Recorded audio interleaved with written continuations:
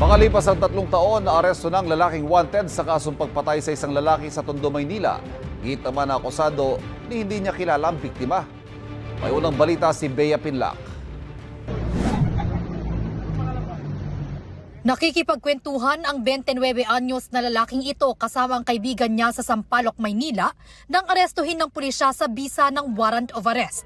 Mga pulis kami ng Station 4 ha, hinuhuli ka namin sa bisa ng warrant of arrest sa kasong murder. Ang lalaki, wanted dahil sa pagsaksak at pagpatay umano sa isa pang lalaki na nasa inuman sa barangay 198 Tondo, Maynila noong 2021. At habang sila ay nagiinuman, itong akusadong ay nilapitan ang biktima at pinagsasaksak ng maraming beses. At agarang tumakas. Doon sa death certificate, ang nakalagay na lang ay sa multiple stab wound sa iba't ibang parte ng katawan.